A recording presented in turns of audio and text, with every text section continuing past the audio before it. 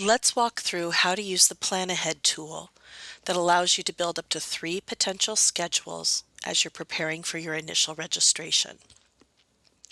To get started, log into DuckWeb.uoregon.edu. Enter your UOID or your 95 number, then enter your Personal Access Code or PAC, then click on the Login button. Once in DuckWeb, click on Student menu, then click on Registration menu, then click on Registration Dashboard. Under the Registration header, in the What Would You Like to Do area, click on Plan Ahead. This will prompt you to sign in via Duo with your username and password.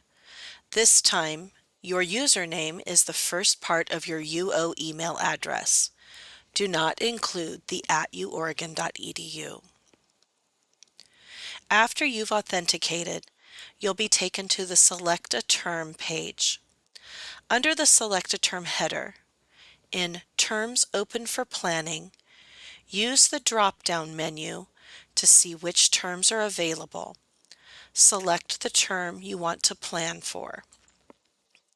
Click the Continue button. Under the Select a Plan header, there is information on how many plans have been created,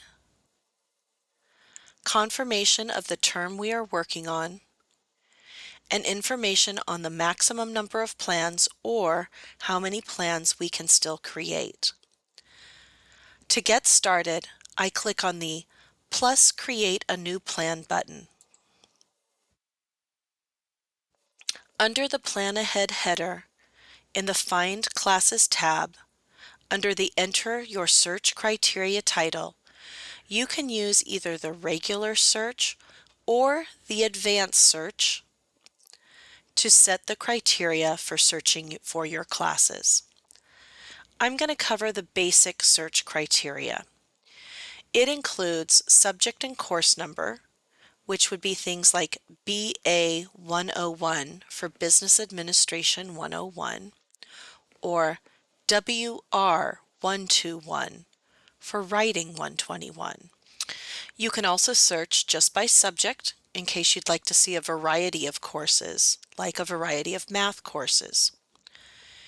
You can also use the course number to search. This might be like a 101, 102, 103, etc. This is helpful if you aren't sure of what the subject is.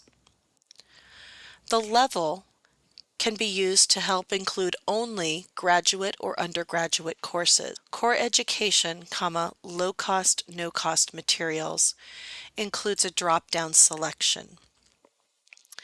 The drop-down selection includes all of the core education areas and the low cost and no cost material options are also included to choose from. I'm going to go ahead and start with a basic search. I'm just going to search for writing, which is WR space 121 for writing 121. So I'm going to go ahead and type that in and then click search. The search results area includes information like the course title, credit hours, and the ability to view sections. The View Sections button, when we click it, will give us specific information that will help us build out a schedule.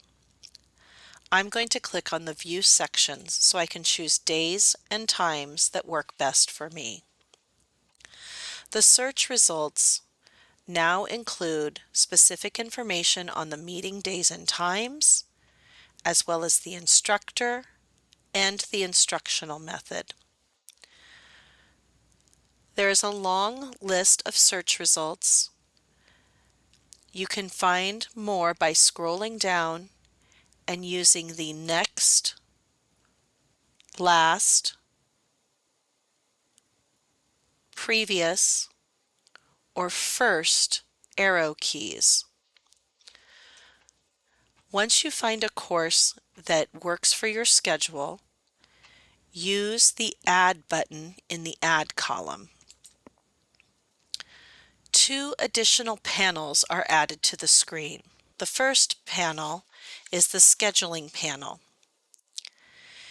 The first tab, Schedule, is similar to the matrix format that we previously had. It is similar to a day planner, sharing the footprint this course would have on your daily and weekly schedule. You may have to scroll down to see the impact. The second tab, the Schedule Details, is most similar to the text format that was previously available. It shares a list of details about the course, including the title,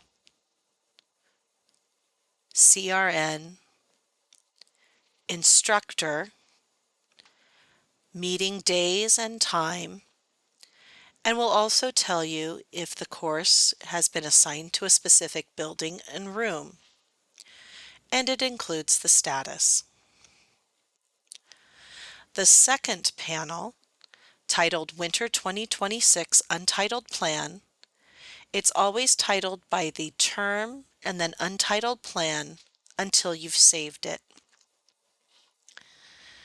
This shares a concise list of the courses you have added to the plan, along with the status and an action column that has actions of add or remove course. I'm going to add more courses, so I click the Catalog Search Results to get back, then click Search again, then click Clear to clear the criteria and start a new search. I'm going to take a few moments to add some more courses to my plan. I've built out additional courses for my first plan. When I'm ready to save my plan, click the Save Plan button. This will prompt you to name your plan. I enter a title and click the Save button. The status will update to Planned. My panel also updated the title to option 1. On the scheduling panel, in the Schedule tab, the courses now display more vividly to me. When I click on the Schedule Details tab, so updated to Planned.